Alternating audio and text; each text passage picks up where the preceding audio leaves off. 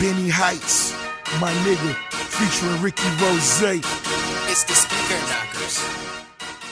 The inspiration for Scared of Heights was just wanting to come out and do something new. I think just hip hop in general, the rap game has been missing. Just music with some content, you know.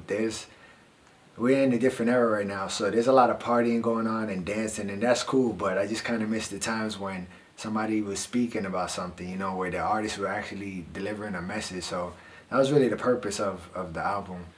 The main message, I think a lot of it just has to do with it's just my opinion, it's just me being me. So the messages that I'm really relaying is just my opinion on the things that's going on. I don't really care too much for the ignorance in music now. So the underlying messages in the songs is more life lessons, you know, things that people could carry with them throughout life, and just kind of putting aside all the foolishness that's going on right now. A favorite song, I mean, there's certain songs that I like for different reasons.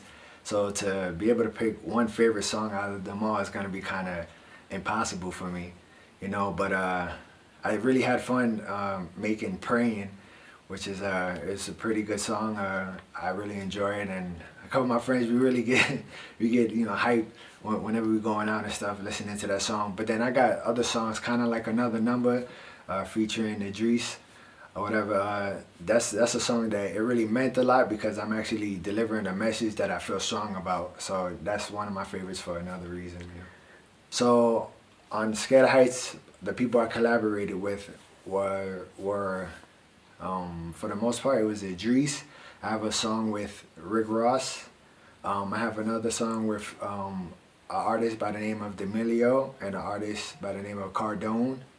And I think that's really it. I didn't really reach out too much to collaborate with a lot of people because for my first project, I kind of wanted to give the people me and not sprinkle too many other people on it. And sometimes I feel like when artists collab too much, it's kind of a cop-out because they don't have too much to give to the audience, so they just try to find other artists to fill in a void or those gaps, and I didn't really want to do that. Really, I think my secret, you know, to creating a song is just being honest.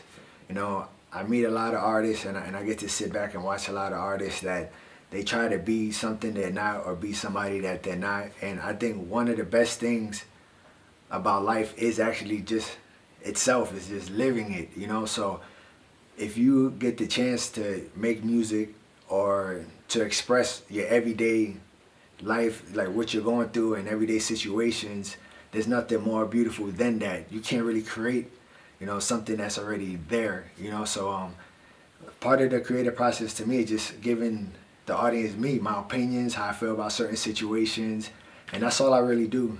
It's not that hard for me, but if you're trying to live a lie, it becomes a difficult task. Well, for me, growing up was it was pretty interesting. You know, the background I came from was really intense. I'm not different from a lot of other people that grew up in New York.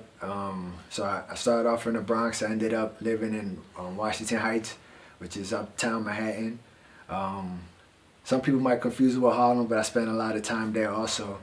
Growing up, I had two parents that were addicts, you know, so my mom started off as a dealer, turned addict and stuff like that, so I got to see both sides of that life, right? So I got to see the money coming in, and then the other side where, I mean, we're stealing stuff in order to survive, or she's stealing from us in order to, you know, get what she needs and stuff like that. So I seen the ups and I seen the downs, so I think that's definitely something that it helped my view of the world, and it will reflect in my music.